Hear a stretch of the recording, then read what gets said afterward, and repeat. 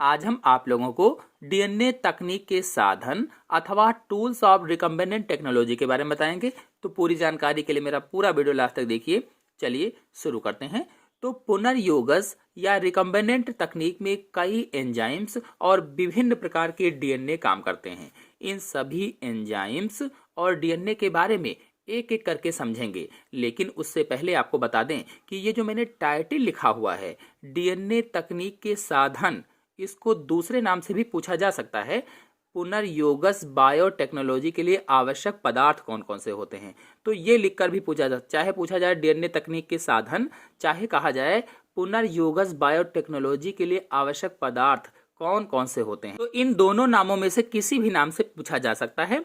और आनुवंशिक इंजीनियरिंग को ही पुनर्योगस डीएनए तकनीक कहा जाता है अथवा जेनेटिक इंजीनियरिंग को ही रिकम्बिनेंट डीएनए तकनीक कहते हैं। जेनेटिक इंजीनियरिंग पर मेरे चैनल में फुल वीडियो अपलोडेड है, आप लोग चैनल पर जाकर के देख सकते हैं। अब डीएनए तकनीक के साधन अथवा टूल्स ऑफ रिकम्बिनेंट टेक्नोलॉजी में मैंने बताया कि एंजाइम्स भी होते हैं और डीएनए भी होते हैं। तो पहले देखते हैं कि एंजाइम्स कौन कौन से काम करते हैं। तो पहला है लायन एंजाइम, या इसे अंग्रेजी में लिटिक एंजाइम बोला जाता है। और दूसरा है बिदलन एंजाइम, या इसे अंग्रेजी में क्लीविंग एंजाइम्स बोलते हैं। तीसरा संश्लेषी एंजाइम या सिंथेसाइजिंग एंजाइम्स कहा जाता है। चौथा जोड़ने वाले एंजाइम या ज्वाइनिंग एंजाइम्स कहलाते हैं। और पांचवा है क्षारकीय फास्फेटेजेस अथवा एल्कलाइन फास्फेटेजेस कहा जाता है।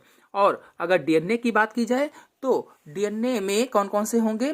डीएनए में पहला होगा वाहक डीएनए अथवा वहीकल डीएनए, या इसे क्लोनिंग डीएनए भी बोलते हैं।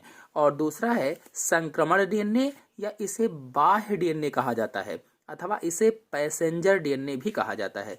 तो ये डीएनए और जो ऊपर मैंने बताए ये एंजाइम्स, ये सभी एंजाइम्स और ये विभिन्न प्रकार के डीएनए की तकनीक के साधन हैं, अथवा सीधी सी भाषा में कहें तो डीएनए में आवश्यकता अनुसार फेरबदल करने वाले औजार होते हैं। यानी डीएनए में जो फेरबदल किए जाते हैं आवश्यकता अनुसार वांछित, वो औजार होते हैं। जैसे कोई कपड़ा फट जाता है, कट जाता है, तो उसके लिए कैंची, धागा, टेप, गोंद आदि की जरूरत पड़ती है। बिल्कुल वैसे ही डीएनए के फेरबदल में इन सभी एंजाइम्स और विभिन्न प्रकार के डीएनए की आवश्यकता पड़ती है। तो चलिए सबसे पहले एंजाइम्स को समझते हैं।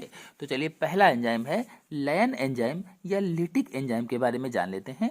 तो ये एंजाइम कोशिका भित्ति का लयन करके कोशिका का डीएनए प्राप्त करने में सहायक होते हैं। यानी जो लिटिक एंजाइम होते हैं, जो लयन एंजाइम होते हैं, ये क्या करते हैं कि जो कोशिका भित्ति होती है किसी एक जगह से उसका लयन कर देते हैं, उसका अपघट्य कर देते हैं, कह लीजिए अपघटन कर देते हैं, खत्म कर देते हैं वहाँ पर कोशिका की भित्ति को। और जब कोशिका की भित्ति को छेद देते हैं तो क्या होता है कि डीएनए प्राप्त करने में आसानी होती है। तो लयन एंजाइम या लिटिक एंजाइम का कार्य क्या होता है? कोशिका की भित्ति का लयन करना या उसका अपघटन करना। तो बैक्टीरियल कोशिका भित्ति के लयन के लिए लाइसोजाइम एंजाइम काम में लाया जाता है। अब अगर पूछा जाए कि डीएनए तकनीकी में जो कोशिका भित्ति होती है उसका लयन कैसे किया जाता है या लिटिक एंजाइम का नाम क्या है, तो बताएंगे लाइसोजाइम एंजाइम से। लाइसोजाइम एंजाइम होता है, ये बैक्टीरियल कोशिका भित्ति का लयन करता है, उसका अपघटन करता है, खत्म कर देता है उस जगह पर। तो ये हो जाएगा। फिर दूसरा है बिदलन एंजाइम या क्लीविंग एंजाइम अंग्रेजी में से बोलते हैं। ये डीएनए अणु को वांछित खंडों में तोड़ने का कार्य करते हैं। यानी जो बिदलन एंजाइम है, बिदलन का मतलब ही होता है अलग अलग करना, या क्लीविंग एंजाइम्स हैं, तो ये डीएनए अणुओं को अलग अलग खंडों में तोड़ते हैं। और अलग अलग खंडों में कैसे? वांछित यानी जो हम चाहते हैं ऐसे खंडों में तोड़ते हैं। तो इनको न्यूक्लियेजेस कहते हैं। ये जो एंजाइम होते हैं इन्हें क्या नाम दिया गया है? न्यूक्लियेजेस एंजाइम कहा जाता है। और ये न्यूक्लियेजेस एंजाइम जो होते हैं ये 3 प्रकार के होते हैं। पहला है एक्सोन्यूक्लियेजेस, दूसरा एंडोन्यूक्लियेजेस और तीसरा है प्रतिबंधन एंडोन्यूक्लियेजेस। तो चलिए पहले को जानते हैं, एक्सोन्यूक्लियेजेस। ये डीएनए के 5 प्राइम या 3 प्राइम सिरों पर न्यूक्लियोटाइड्स को अलग करते हैं। यानी सिरों को अलग करने का कार्य करते हैं। जो डीएनए के सिरे होते हैं, चाहे वो 5 प्राइम वाला हो चाहे 3 प्राइम वाला हो, तो इन सिरों को अलग करने का कार्य करते हैं। कौन से? एक्सोन्यूक्लियेजेस जो एंजाइम होते हैं। फिर आते हैं एंडोन्यूक्लियेजेस पर। तो एंडोन्यूक्लियेजेस एंजाइम डीएनए को बीच से टुकड़ों में तोड़ते हैं।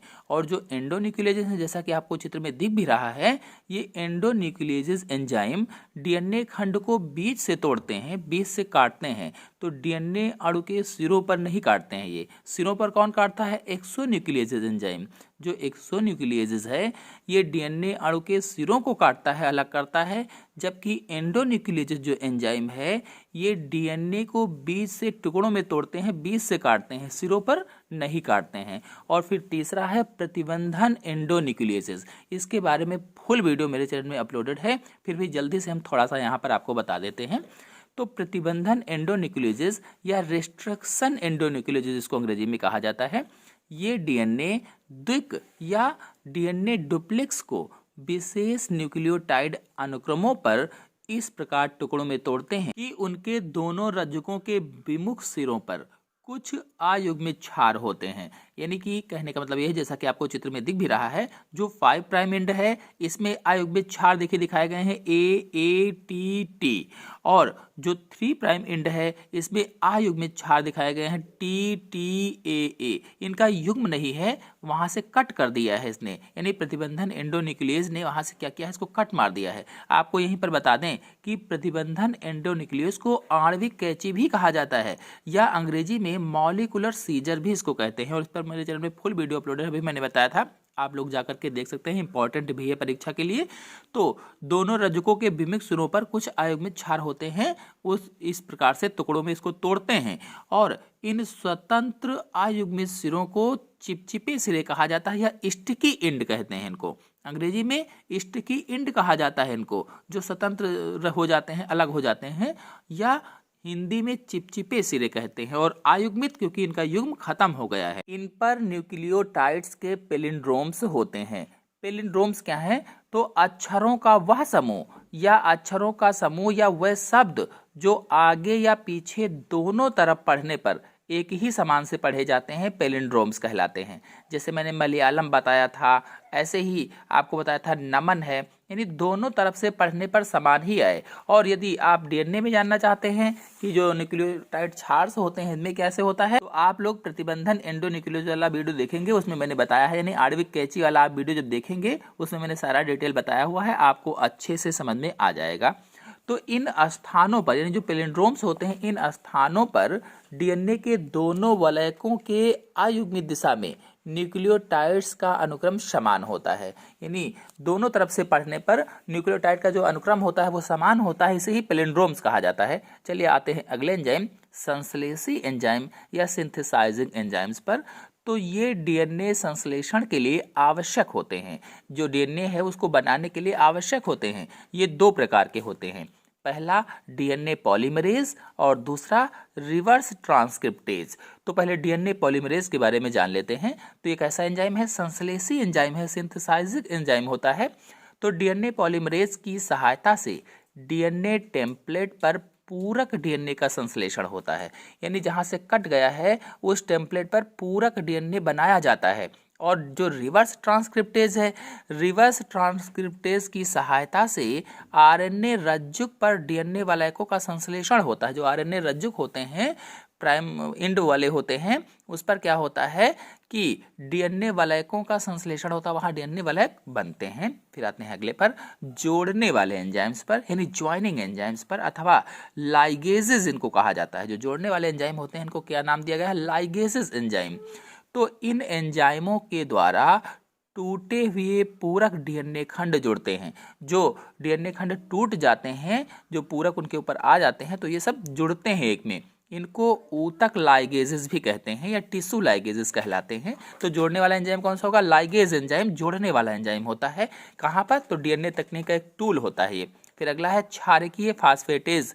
तो ये वृत्ताकार डीएनए या सर्कुलर डीएनए के 5 प्राइम सिरे से फास्फेट समूह को हटाते हैं, ताकि ये सिरे मिलकर दोबारा वृत्ताकार गुणसूत्र बना सकें। तो इस प्रकार से जो एल्कलाइन फास्फेटेज होते हैं, ये वृत्ताकार डीएनए के, जो वृत्ताकार डीएनए होता है, जो सर्कुलर डीएनए होता है, उसके 5 प्राइम से फास्फेट समूह को हटाते हैं। जो फास्फेट समूह होता है, जब मैंने आपको डीएनए की रासायनिक संरचना समझाया था या द्विकुंडली मॉडल बताया था, तो उसमें आपको बताया था कि फास्फेट समूह होता है, किस तरह से उसमें कौन कौन से नाइट्रोजन बेसेस होते हैं और क्या होता है, सारी चीज़ें डिटेल से बताया था। अब अगर आप लोग वो वीडियो देखना चाहते हैं तो चैनल पर जाकर के देख सकते हैं। तो 5 प्राइम सिरे से फास्फेट समूह को हटाते हैं। कौन हटाता है? तो क्षारकीय फास्फेटेज या एल्कलाइन फास्फेटेज, ताकि ये सिरे मिलकर दोबारा वृत्ताकार गुणसूत्र बना सकें। और हटाते क्यों हैं? ताकि वो जो सिरे हैं वो मिल जाएं और मिल करके दोबारा एक वृत्ताकार गुणसूत्र बना सकें, गुणसूत्र बन जाए। तो ये सभी एंजाइम डीएनए में वांछित चेंज करने के लिए प्रयोग किए जाते हैं या चेंज करने में प्रयोग होते हैं। चलिए अब विभिन्न प्रकार के डीएनए अर्थात डिफरेंट टाइप्स ऑफ डीएनए के बारे में समझ लेते हैं। तो पहला है वाहक डीएनए या वेहिकल डीएनए, या इसे ही क्लोनिंग वेहिकल्स कहा जाता है।